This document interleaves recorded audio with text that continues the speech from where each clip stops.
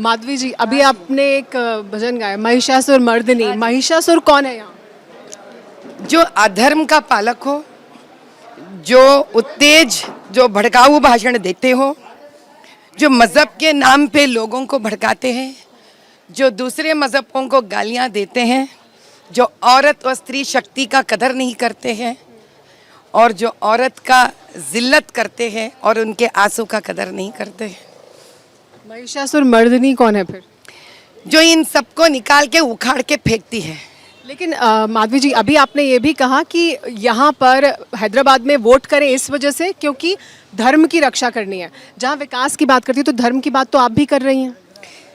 पहली बात, इसके लिए धर्म क्या है, धर्म का डेफिनेशन क्या है, तात्पर्य क्या है, समझना पड़ेगा। सनातन धर्म हैंदव धर्म कहता है मानव सेवा ही माधव सेवा है। अब मानव सेवा तो क्या हुआ? पढ़ाई देना मानव सेवा है, उनका सेहत देखना मानव सेवा है, मानव का तरक्की के बारे में सोचना मानव सेवा है, स्त्री का संरक्षण करना मानव सेवा है, बच्चों को एक अच्छा प्रगतिदायक जीवन देना मानव सेवा है, देश का भक्ति दिखाना मानव सेवा है। ये सारी चीज़ जब मानव सेवा है, एक ही वाक्य में तो धर्म बता दिया ना।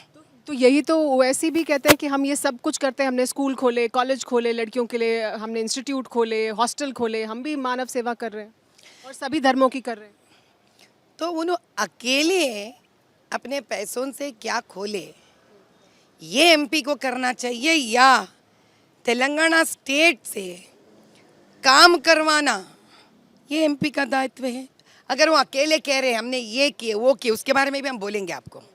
आप इंजीनियरिंग कॉलेज खोले, कैसा? एक असदुद्दीन ओवैसी बनकर इंजीनियरिंग कॉलेज तक आने के लिए first class, second class, third class, fourth class, fifth class, six class, seventh class, eight class, ninth class, 10th class, 11th, 12th entrance exams, या कौन खोलेगा? वो कौन खोलेगा? वो फ्री में कौन पढ़ाएगा? आप सीडी नहीं बना रहे हो फ्री का, आप बोल रहे हो इंजीनियरिंग कॉलेज लटकने के लिए, वहाँ पर जहाँ पे डोनेशंस लेते हो। अभी ये बताइए, उतना डोनेशंस पहली बार देने के लायक रहे ना, और उसके लिए वहाँ तक पढ़े लिख कर वहाँ तक पहुँचने के लायक भी बना। ये दो बनना पड़ता है इंसान को। तो इस बार यहाँ पर इतिहास बदलने वाला है क्योंकि ये सीट 40 साल से ओवैसी परिवार के पास रही है। आप मैदान में उतरी हैं तो बहुत चर्चा है कि बहुत कड़ी टक्कर आप दे रही हैं, तो क्या बदल सकता है यहाँ पर? क्योंकि कहा यह जाता है कि किला है ओवैसी परिवार का, वो किला क्या ढहने वाला है या किले में सेंध लगाने वाली हैं? पहले तो मेरे हिसाब से वो किला मिट्टी से बना है साहब। अब न्याय और धर्म सच्चाई का पानी उसके ऊपर फेंको आप, वो किला खुद ब खुद गिर के नीचे गिर जाएगी। और दूसरी बात यह है, सबसे अहमियत बात आर्टिकल 30, जो मैं बार बार प्रजा को समझाने की प्रयत्न कर रही हूँ। आर्टिकल 30 माइनॉरिटीज़ के लिए दिया गया है। लास्ट 75 ईयर्स से इसका सही प्रकार से कोई उपयोग नहीं किया गया है।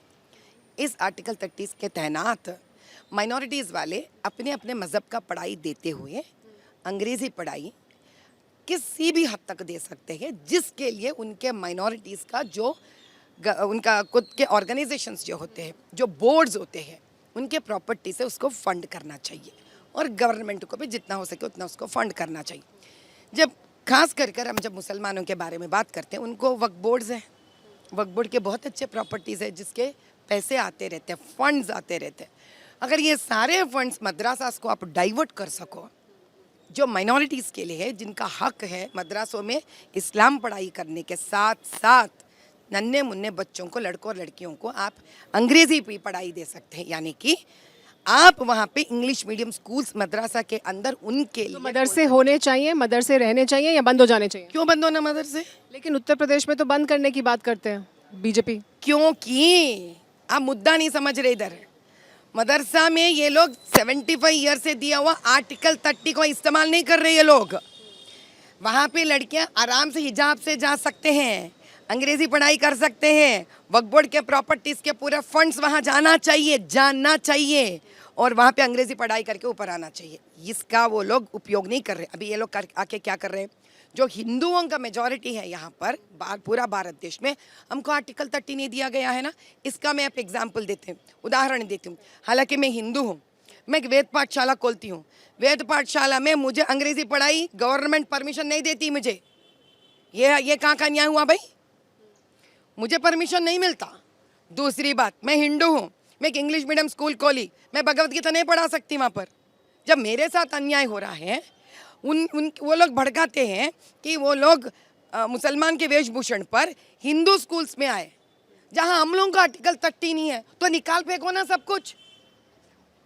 हमको तो भी परमिशन दे दो कि हमारे स्कूल्स में भगवत गीता पढ़ाए, या उनको जो है वो तो निकालो। उनको दे रहे आप, वो लोग इसका इस्तेमाल नहीं कर रहे। वो लोग आना चाहते हैं हिंदू स्कूल्स में हिजाब पहनकर, ये पहनकर, जो गलत बात है। आप कॉन्स्टिट्यूशन को तोड़ रहे हो ना। मतलब आपके मुताबिक दोनों को अधिकार होना चाहिए, उनको भी अपने मदरसे में अधिकार जो मिला है वो हिंदुओं को भी मिलना चाहिए, या समान एजुकेशन होनी चाहिए। एग्जैक्टली। आप कुछ तो करो। उनको मदरसे में परमिशन जो दे रहे हमको दे दो भाई। हम भी हिंदू स्कूल्स खोल लेंगे, हम भी भगवत गीता पढ़ा लेंगे बच्चों को। है नहीं बात सही? या नहीं तो उनको वो निकाल दो, या नहीं तो उनको वो करने दो।